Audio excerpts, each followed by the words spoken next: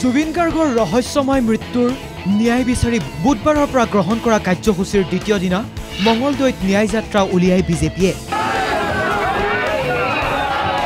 মঙলদৈ ভেবাৰঘাটৰ পৰা বিদ্যাপীঠ হাইস্কুলৰ খেলপথাৰলৈ উলিয়ালে ন্যায় যাত্ৰা। পিছে নলবাৰী আৰু মঙলদৈৰ ন্যায় যাত্ৰাত পাৰ্থক্য পৰিলক্ষিত হ'ল। এয়া বুধবাৰে নলবাৰীত উলিওৱা ন্যায় যাত্ৰাৰ দৃশ্য আৰু এয়া মঙলদৈত বৃহস্পতিবাৰে উলিওৱা ন্যায় যাত্ৰাৰ দৃশ্য। নলবাৰীত ৰাইজৰ হাতে হাতে আছিল বিজেপিৰ পতাকা, কিন্তু মঙলদৈত নেতাকৰ্মীৰ হাতত নাই এখনো দলীয় পতাকা।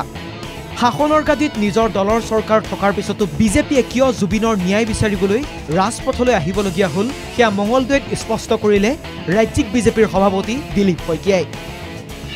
জুবিন গাৰ্গক লৈ বিৰোধীয়ে ষড়যন্ত্ৰ কৰাৰ বাবেহে ন্যায় যাত্ৰা কাৰ্যসূচী অংশগ্ৰহণ কৰিবলগীয়া হৈছে বোলে বিজেপিয়ে।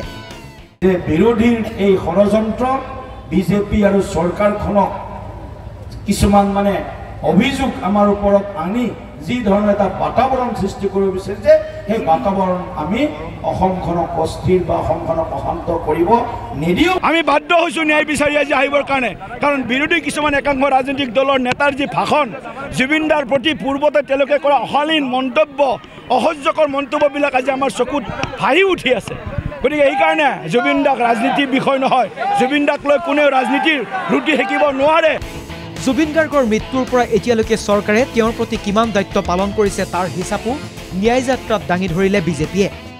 অসমৰ মাননীয় মুখ্যমন্ত্ৰী ডাঙৰীয়াই যি ধৰণে সেই মৃত্যুৰ দুঃসংবাদ পোৱাৰ সেই ক্ষণৰ পৰা আজিলৈকে তেখেতে যি প্ৰচেষ্টা হাতত লৈছে, গোটেইখিনি তেখেতৰ পাৰ্থিৱ শৰীৰ অসমলৈ অনাৰ পৰা অন্তিম সংস্কাৰলৈকে পৰৱৰ্তী সময়ত SIT, ওৱান মেন কমিশ্যন, তাৰপিছত ফাষ্ট ট্ৰেক আদালতৰ পৰা আৰম্ভ কৰি যিমান বিষয় মুখ্যমন্ত্ৰী ডাঙৰীয়াই জুবিন গাৰ্গ ডাঙৰীয়াই যাতে শীঘ্ৰে ন্যায় পায় তাৰ কাৰণে যি যি পদক্ষেপ লৈছে, তাৰ বাবেও আমি মুখ্যমন্ত্ৰী ডাঙৰীয়াক দলৰ হৈ, অসম চৰকাৰখনক দলৰ হৈ ধন্যবাদ জ্ঞাপন কৰিছোঁ।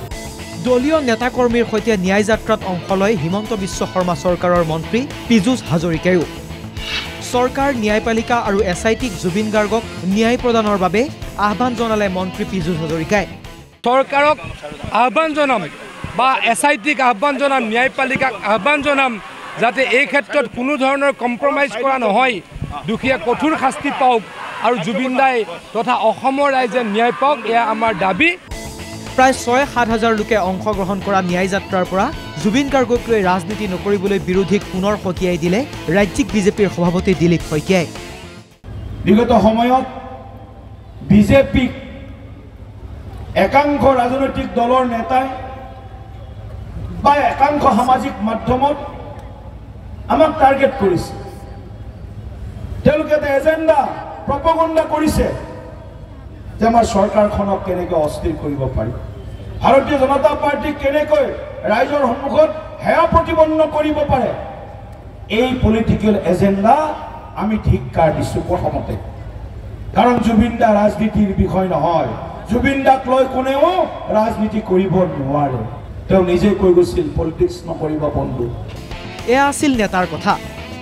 পিছে দলীয় কৰ্মী ৰাইজ মঙলদৈলৈ কিয় ওলাই আহিছে?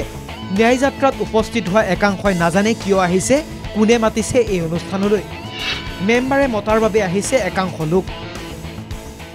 জুবিনৰ কাৰণে আহিছোঁ, শ্ৰদ্ধাঞ্জলি জ্বলাব আহিছোঁ। মাতছি আৰু আমাৰ মেম্বৰ কোনে মাতিছিলে, আমাৰ কোনে মাতছে কৈছোঁ মই নাজানো। ইপিনে জুবিনৰ ন্যায়ক লৈ একাংশই আস্থা হেৰুৱাইছে চৰকাৰৰ ওপৰত। চৰকাৰে জুবিন গাৰ্গক লৈ ৰাজনীতি কৰাৰ অভিযোগ উত্থাপন কৰিলে বিজেপিৰ ন্যায় যাত্ৰাত অংশ লোৱা একাংশ লোকে। বিশ্বাস আছিলে, কিন্তু তেওঁ কিয় বিশ্বাসবিলাক নোহোৱা কৰি দিছে নাজানো, কিন্তু বিশ্বাস কৰি দেখুৱালেহে তেওঁ ভৱিষ্যতলৈ বা হেৰিলৈ ৰাইজৰ পৰা সঁহাৰি পাব। হিমন্ত বিশ্ব শৰ্মাক কৈ দিছোঁ ন্যায়টো সোনকালে কৰি দেখুৱাব লাগে, তেওঁ যাতে আৰু কোনো পলিটিক্স কৰি নাথাকে।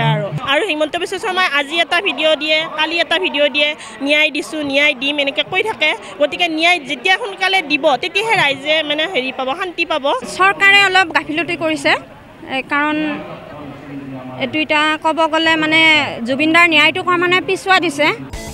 এনেদৰে দুদিন অতিক্ৰম কৰিছে জুবিনৰ ন্যায়ৰ দাবীক ৰাজপথলৈ আনি দিলীপ শইকীয়াৰ নেতৃত্বত ৰাজ্যিক বিজেপিয়ে উলিওৱা ন্যায় যাত্ৰাই মঙলদৈৰ পৰা লক্ষীনন্দন কলিতা NKTV+।